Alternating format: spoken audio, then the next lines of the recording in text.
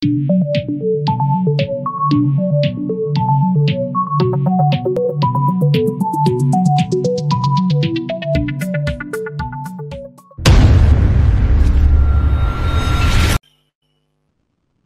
selamat datang dalam kelas produksi iklan audiovisual. Pada pertemuan kali ini kita akan membahas tentang konsep dasar creative thinking. Nomor saya harus dihapus dulu. Oke,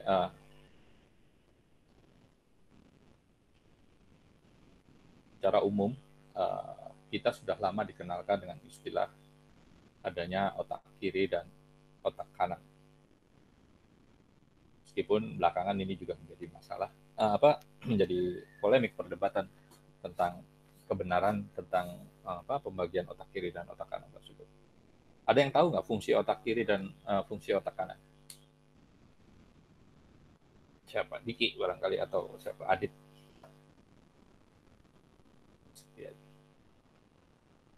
Ini sudah dikasih clue.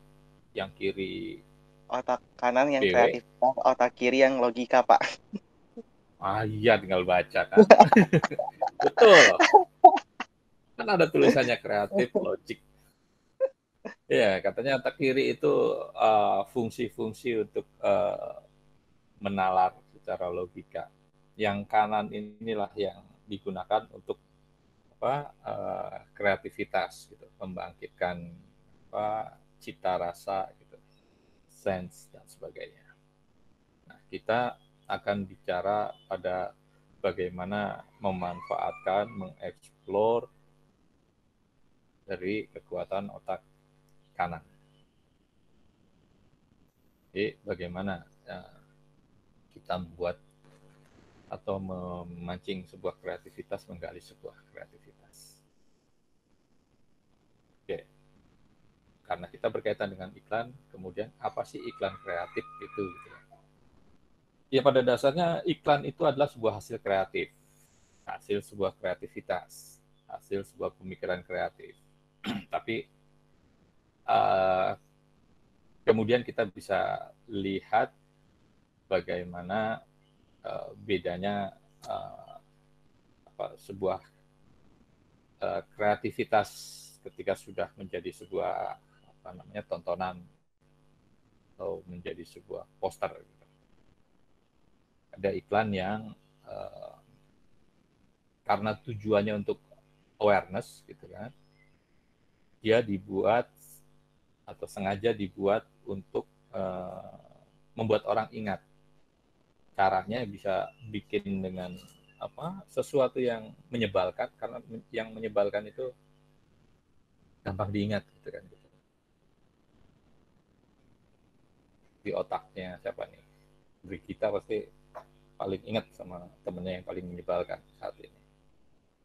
Siapa? Rido, bukan? Iya. Bukan. Canda, Rido. Oke. Kayak iklan yang diulang-ulang tuh kan. Kan ada iklan yang diulang 3 kali, 4 kali gitu. Tuh. Tapi juga ada iklan yang membuat kita harus berpikir untuk menerjemahkan maksud dari poster atau iklan tersebut. Nah, contohnya enggak. Oke, nanti saya akan kasih contoh nanti.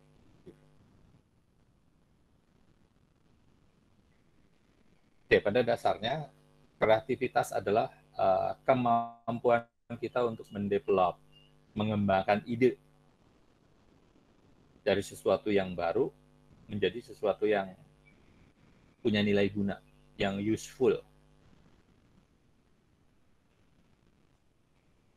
Idenya ide yang baru. Saya kemarin di Twitter dapat video.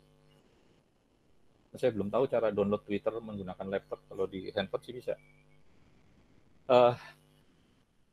Itu dari China, katanya, dari Tiongkok sana. bagaimana ada sebuah meja bulat gitu kan. Kemudian meja itu bisa dikembangkan menjadi bulatan yang lebih besar. Kalau di kita sih yang saya baru lihat meja makan yang lipat tengahnya bisa ditarik, kemudian lipatannya jadi lebih panjang gitu. Nah, kemudian yang menarik kemudian adalah kursinya.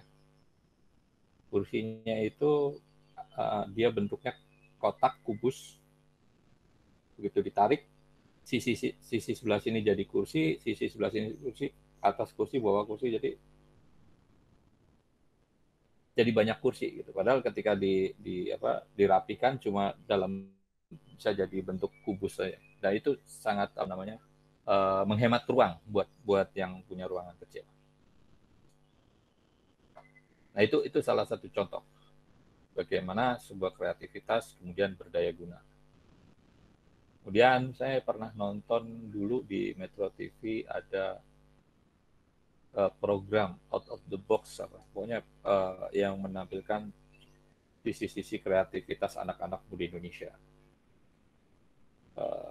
Ada seorang anak muda, kemudian dia hobi traveling, dia punya masalah dengan bangku atau kursi di terminal di bandara atau di stasiun kereta yang sangat terbatas menurut dia.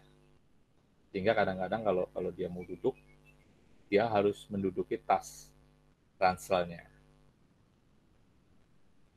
Nah, kemudian dia berpikir bagaimana agar tas ransel atau carrier-nya itu bisa juga bermanfaat sebagai kursi untuk diduduki.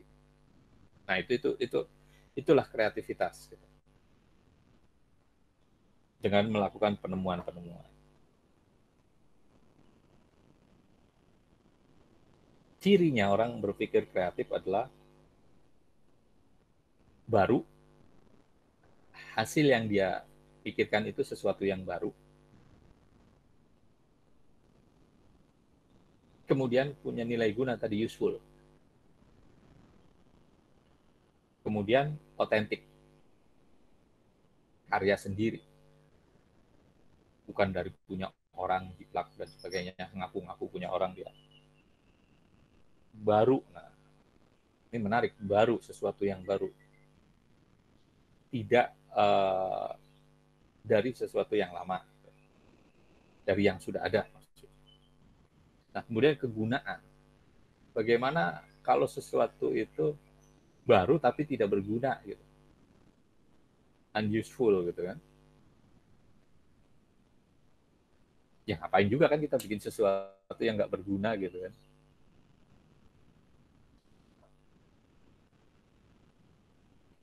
Nah, terkait dengan yang baru tadi, saya sering mengutip ini, nothing new under the sun. Pada dasarnya di bawah kolong langit ini nggak ada sesuatu yang benar-benar baru. Melainkan hasil kembangan dari apa yang sudah ada sebelumnya. Saya ambilkan contoh itu gambar sepeda. Punya ya? Ini? Oh enggak. Septian punya, kata dia masih pakai berarti. Punya Pak. Oh punya. Biar investasi Pak. Siapa tahu masa depan iya. mahal. Betul. Dia. Oke, ini tapi tahu ini sepeda kayak gini. Kalau saya cerita di era saya, sepeda itu nggak ada ininya, nggak ada tangkai tuas ini nih. Tahu kan kegunaan ini tuas ini? Untuk mengendalikan setir. Nah, penemuan tuas ini belum lama. Paling baru beberapa puluh tahun, 20 tahun yang lalu. Gitu. Jadi kalau zaman saya kecil dulu, kalau ngasuh adik saya duduk di sepeda ini, kemudian saya mendorong sambil jongkok karena saya harus mengarahkan setirnya. Tahu kan apa yang dirasain dengan pinggang. Nah, kalau kayak gini kan nggak masalah dia, kita bisa sambil berdiri tegak, lurus, didorong, tapi bisa mengendalikan setir. Nah, ini benar penemuan yang sederhana tapi useful, sangat berguna. Paham ya sampai sini ya? Atau box helm di bawah jok. Ada yang masih punya motor-motor Astrea gitu. Bapaknya yang suka koleksi motor lama. Honda Astrea gitu ya. Dulu zaman saya SMP itu yang pakai Honda Astrea itu udah keren banget di kampung sana. Ceweknya pasti 3 gitu. Nah, motor zaman dulu itu di bawah joknya itu nggak bisa, nggak ada apa-apa gitu. Tapi kemudian tahun 2000-an muncul di bawah jok bisa digunakan untuk menyimpan barang, termasuk helm. Nah, itu juga sesuatu yang baru sebenarnya. Useful gitu, sangat. Nah, itu 2 contoh kecil bagaimana kreativitas itu bisa dikembangkan.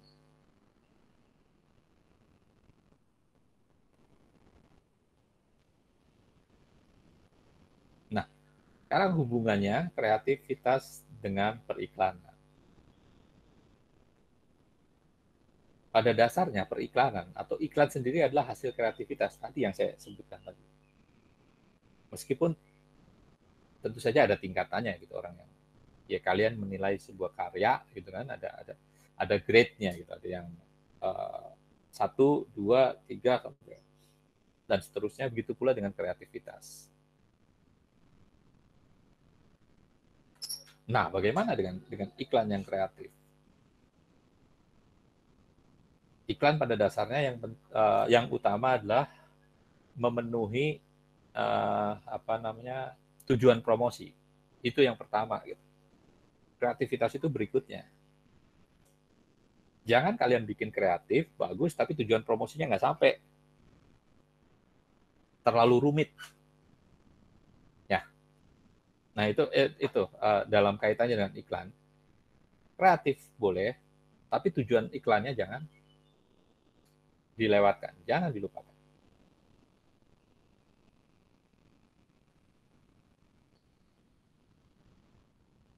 Oke, kutipan juga yang saya sering ini adalah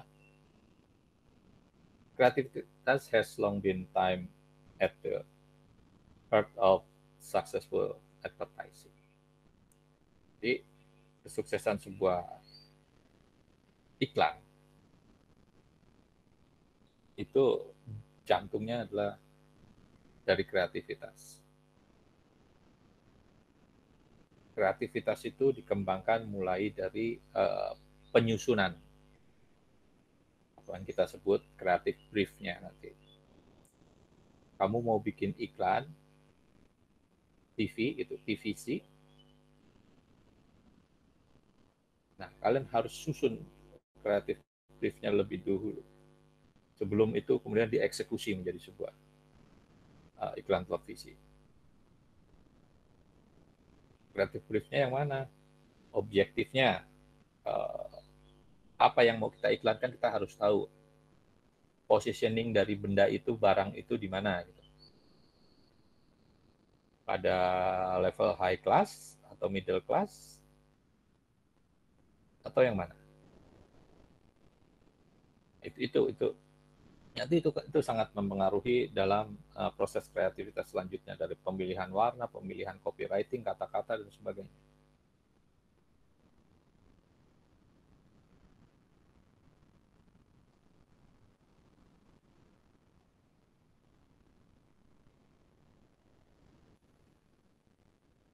Nah, jadi pada dasarnya advertising atau periklanan adalah bukan soal apa yang akan dikatakan oleh si pembuat iklan, tapi bagaimana mengatakannya.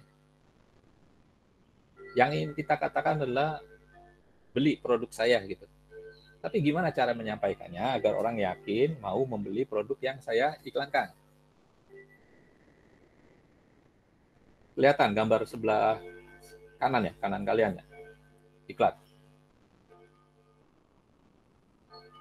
Ini iklan layanan masyarakat tentang ASIK. Kelihatan nggak? Kalau nggak saya besarkan. Besarkan dulu ya. Kelihatan, Pak. Kelihatan.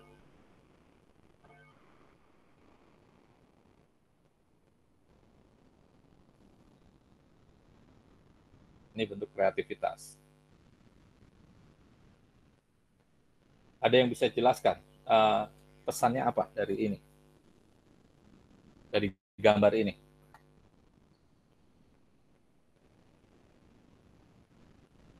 Anissa barangkali?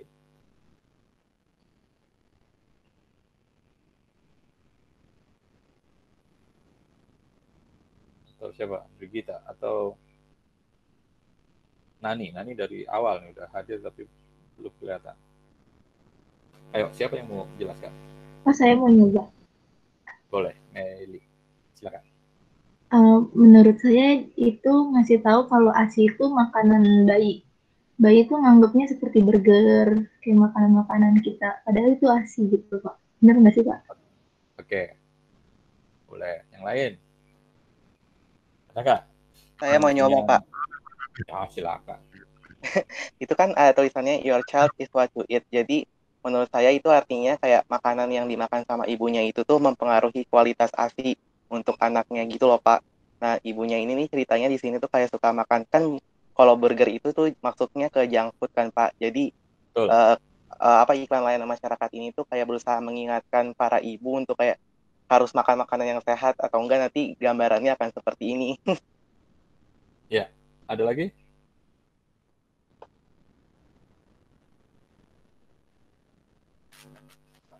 Apa nih senyum? Dava nih senyum aja nih. Ayo, Dava, ada perspektif yang berbeda? Perspektif saya sama dengan Rido, Pak. Oh, Sudah terjawabkan. ya. Ada lagi? Indria juga nih. Ayo, Indria. Sama sih Pak, saya sama Gerido. Jadi apa yang ibunya makan itu yang anaknya dapat gitu Pak. Ya, oke, betul. Bahwa yang ingin disampaikan dalam pesan tersebut adalah tadi apa yang dimakan oleh ibu itu juga yang dimakan oleh anak. Kalau ibunya makan junk food, anaknya makan junk food. Sementara junk food dikampanyekan sebagai makanan yang tidak sehat, gitu, tidak baik untuk anak kecil. Nah, itu kan nggak perlu kalimat yang panjang. Jangan makan junk food, nanti kalau junk food ibu makan junk food nanti air susunya kualitasnya akan seperti junk food nanti anaknya. Nah, itu cukup digambarkan dengan iklan yang ada di depan ini dengan bentuk gambar dan ada copywriting yang mengarahkan, menjelaskan, menjadikan lebih mudah kita memahami ini, yaitu your child is what you eat. Kalau nggak ada ini, mungkin agak susah di ngerti. Oke, nggak apa-apa, nanti saya sambil nyari ini, nyari contoh lain.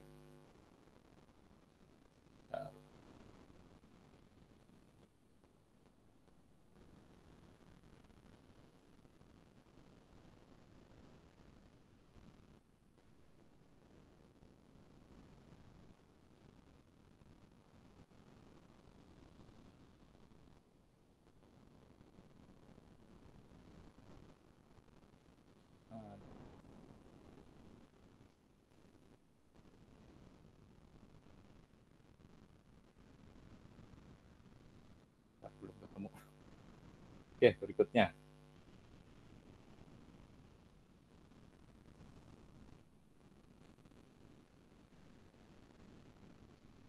Nah, iklan kreatif adalah iklan yang mampu menghentikan aktivitas orang dan memberikan perhatian pada itu. Istilahnya adalah stopping power. Punya kekuatan untuk menghentikan orang untuk menoleh sejenak melihat apa yang ada dalam gambar yang ada di depan kita. Ini adalah iklan minuman Coca-Cola.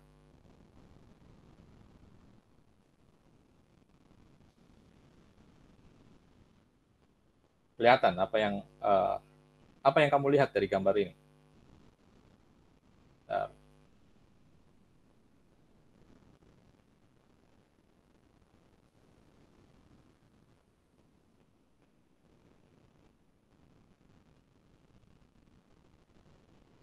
ada yang mau memberikan pandangannya? Brigita? Bapak kurang besar.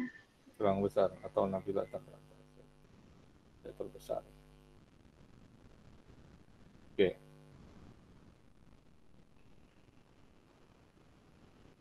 Silakan. Kau pakai handphone ya?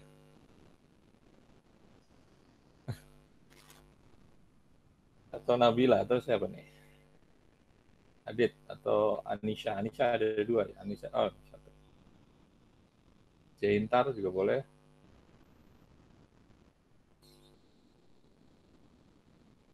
Apa Nur Andini?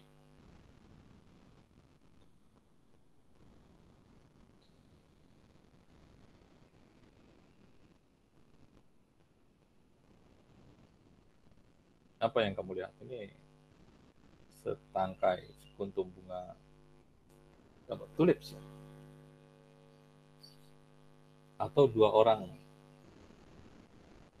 yang berdiri dalam posisi wajah yang sangat dekat.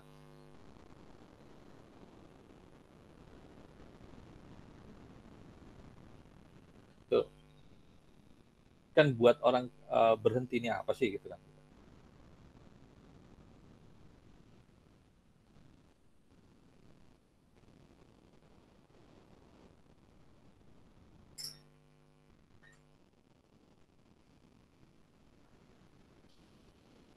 Oke, kemudian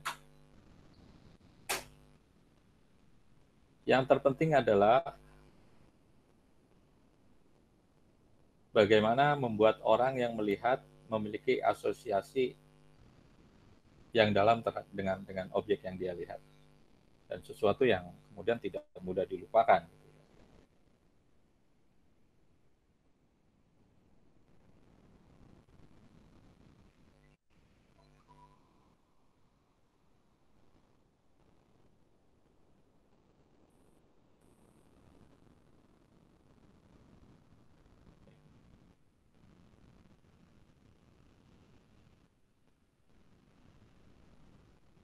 Contohnya ini,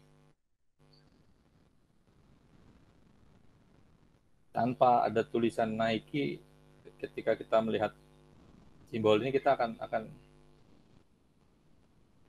mengarahkan pada merek tersebut. Gitu.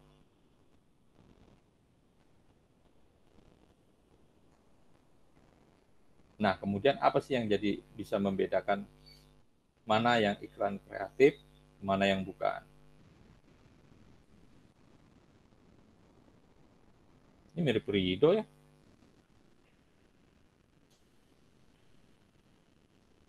Rido Sandoro.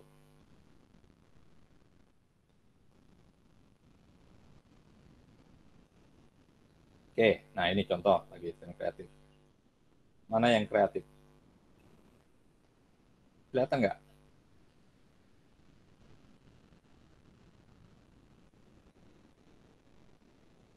Ini dua-duanya iklan alat kontrasepsi. Ini program keluarga berencana di Indonesia tahun 80-an. Iklannya seperti ini. Ini juga alat kontrasepsi Durex mereknya, Durex. Kalau ini menggunakan kalimat yang panjang-panjang. Kalau ini cuma gambar dan ini label harga. Ada merek dari alat kontrasepsi tersebut, harganya sekian $, ada mainan anak harganya lebih mahal.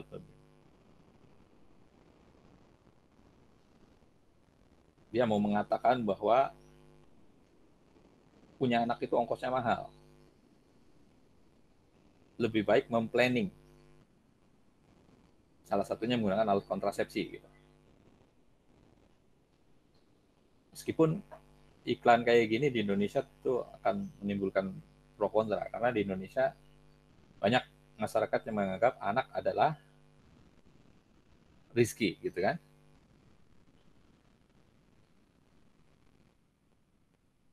Oke, next.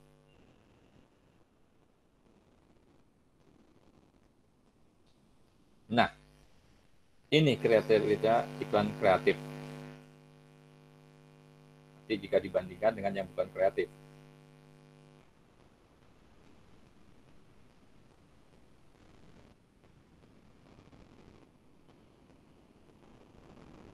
Dia mampu menggrab perhatian yang sangat banyak, yang sangat besar, luas.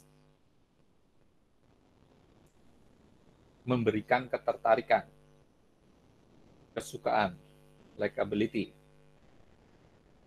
fresh atau unik. Kemudian memorable, kenang. Kemudian memframing dari pengalaman terhadap merek itu sendiri. Framing brand experience. Misalnya pengalaman berkendara dengan menggunakan sebutlah BMW. Gitu. Mobil itu dianggap mobil paling safety. Nah itu yang harus ditonjolkan. Relevan dengan target audience. Kalau nggak relevan, percuma. Balik lagi, kalau target audiensnya orang seusia saya, kalian menggunakan bahasa-bahasa sekarang gitu, nanti bingung orang. Ngopi kuy, biar nggak digostingin cowok gitu. Siapa yang suka ghosting? Baru lagi seneng dengan bahasa ghosting. Iki barangkali yang suka ghosting. Yang cewek juga jangan suka nani barangkali. Kalau kenalan nama cowok di medsos ngilang. Oke, kemudian achieve what is set our achieve gitu ya. Tujuannya sampai.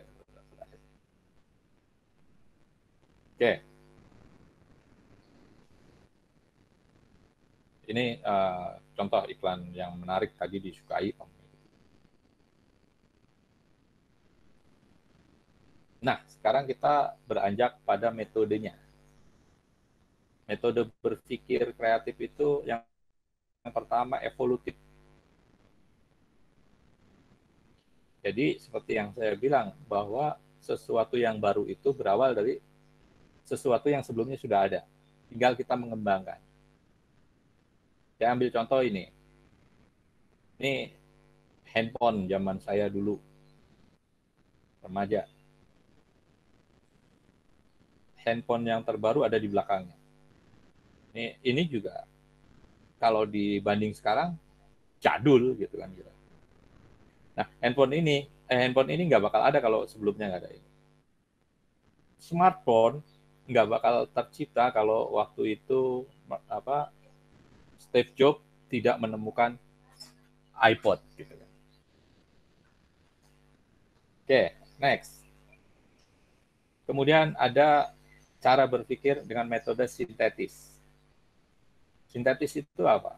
Menggabungkan, mengkombinasikan model-model yang sudah ada menjadi sesuatu yang baru. Contohnya smartphone ini.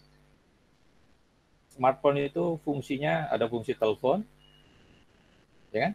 Ada fungsi komputer, ada fungsi untuk mendengarkan musik. Sekarang tambah lagi ada kamera, ada video. Nah itu sintetis, menggabungkan yang ada jadi satu yang baru. Oke, next. Kemudian yang disebut revolutif. Ini meloncat dari yang sudah ada sebelumnya menjadi sesuatu baru yang sifatnya loncatannya sangat yang saya contohkan di sini adalah media massa majalah dari yang cetak kemudian berubah menjadi digital. Kalau dulu majalah cetak cuma bisa dibaca, yang digital sekarang kita bisa interaktif kan. Televisi, tontonan televisi kan gitu. Sekarang kita nonton televisi dari gadget kita masing-masing, bisa di mana saja dan sebagainya. Oke, next. Nah, ini mengubah tujuan organisasi, in direction. Saya paling senang mencontohkan ini, kantor pos. Tahu kan kantor pos kan? Ada yang tahu fungsinya apa kantor pos? Nggak kedengeran. Mengirim surat dan barang, Pak. Mengirim surat, barang. Kirim paket gitu, Pak. Iya. Surat. Iya, tapi sekarang orang sudah tidak bersurat. Bayar Ya kan? tagihan, Pak. Nah, changing direction itu salah satunya menjadikan kantor pos menjadi tempat bayar tagihan listrik dan sebagainya. Tadinya enggak. Kalau dia tetap mengandalkan urusan mengantarkan surat, habis dia. Hanya diubah menjadi, atau sekarang masa pandemi ini menjadikan contoh di forum. Banyak orang punya kantor gitu, kantornya besar dan sebagainya. Tapi sekarang kemudian ruangan yang besar itu menjadi kosong kan gitu, menjadi sia-sia istilahnya. Karena karyawannya bisa bekerja di mana saja. Nah, bagaimana memanfaatkan situasi tersebut? Itu atau terkait dengan pandemi juga. Saya ambil contoh umpamanya Starbucks gitu kan. Atau kedai-kedai kopi banyak yang memberikan layanan kopi 1 liter untuk dibawa take away. Karena kenapa? Karena orang tidak lagi boleh berlama-lama ya kan di tempat gitu. Yang dine in itu kan itunya terbatas jumlahnya.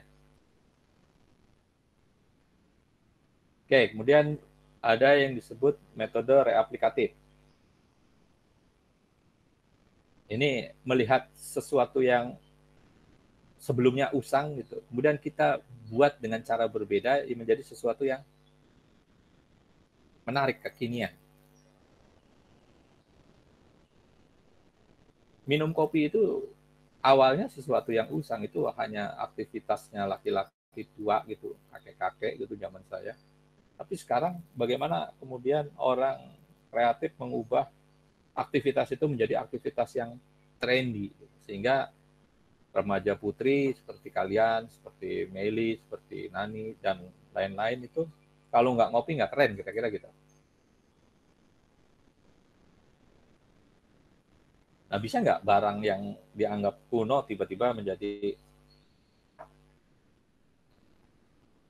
keren kembali, gitu, digemari kembali?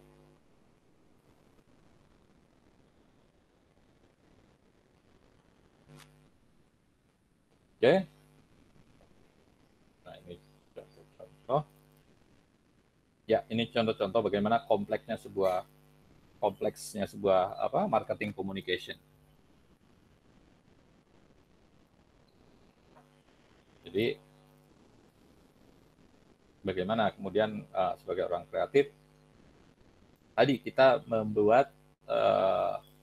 membungkus pesan dalam kreativitas, tapi pesannya tetap nyampe. Ya, jangan sampai kreativitas kemudian meminggirkan tujuan utama kita untuk mengirim sebuah pesan melalui periklanan.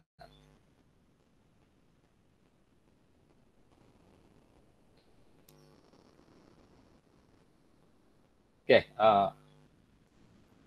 kalau nggak ada yang mau ditanyakan?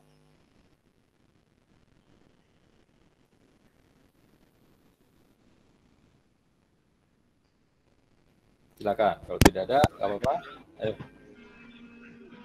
Pak, saya Indra. mau bertanya Pak, masalah tugas TB tadi. Ya. Kalau misal saya ngambil individu, apa boleh modelnya orang lain Pak? Seperti misal adik saya atau teman saya. Ya, boleh sih, tapi kamu harus nongol lah 1 kali di situ. Biar tahu kalau itu kerjaan kamu. Jelasin dulu kayak hostnya, kayak ini adalah tugas kreatif saya gitu. Tugas ya gitu aja, nggak apa-apa. Ya. Ya, Oke, jadi ada lagi nggak? Pak, modelnya orang lain boleh. Boleh, boleh. Ya. Terima kasih, Pak. Ya, kalau nggak ada, saya akhiri. Terima kasih, selamat siang, selamat beristirahat, jaga kesehatan. Sampai jumpa. Terima kasih, Pak. Terima kasih, Terima Pak. kasih, Pak. Terima kasih Pak Dudi. Assalamualaikum.